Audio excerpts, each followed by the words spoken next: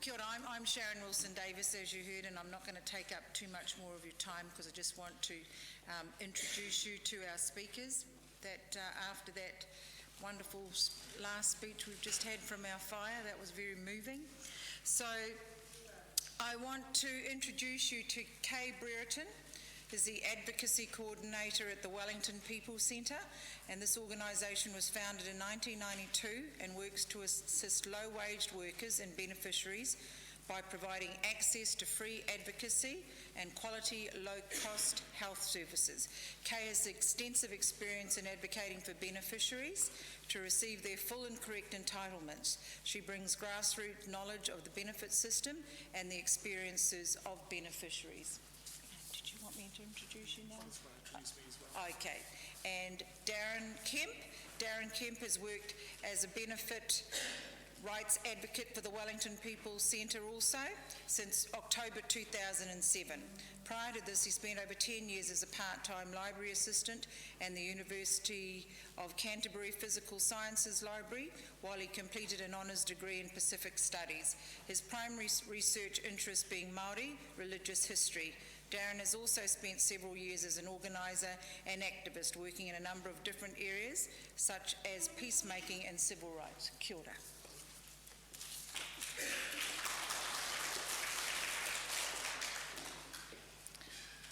Thank you everyone for choosing this session. It's quite a hard choice actually. I was thinking that around the sessions after this that I have to choose. So I'm here, originally I saw the title as welfare dependency.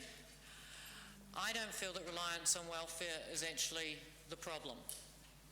I think welfare is the solution to a problem we've got at the moment, and the problem we've got at the moment is not everyone fitting into our society. Our society's undervaluing, and this is something I've really heard through the morning. We're all talking about work, we're all talking about money and finances, and we're undervaluing those financial contributions. We're not looking at the non-financial things that people do. And I've met some really interesting people in the breaks who are doing some really fantastic grassroots work, working with our disadvantaged, for want of a better word. The contributions that people are making in our society that aren't being valued are things like caregiving and parenting being a huge part of that. We've talked a lot about the problem of sole parents today, but the problem is that no one's recognising sole parenting as a job. And those sole parents are doing a really important job all by themselves. And I'd like to say that sole parenting doesn't finish at 6.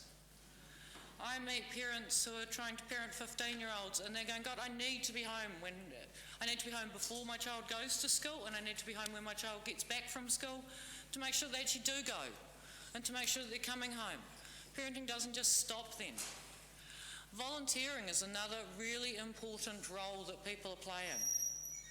And it's a role, people get valued by the people they're volunteering with and for, but they're not being valued by our community. And volunteering isn't just things like being a fireman. Volunteering is things like Darren coming and helping at the Benefit Rights Service, and lots of really worthwhile contributions.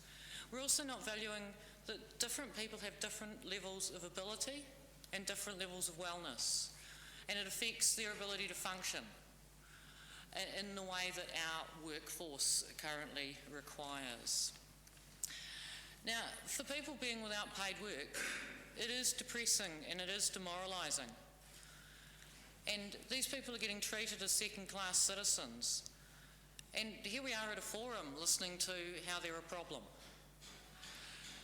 To feel able to contribute, people must be empowered and they must be treated with respect. And their contributions need to be honoured.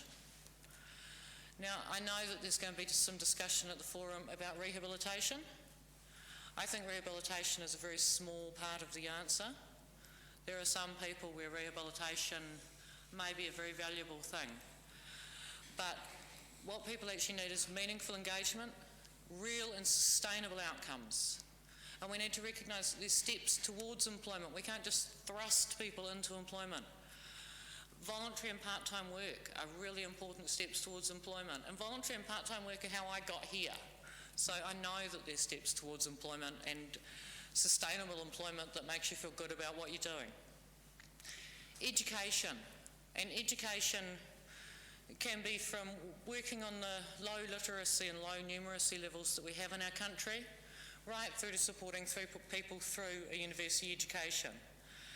And education doesn't have to happen in formal settings. Education can happen in lots of settings, and voluntary work is one of those settings where a lot of education does take place.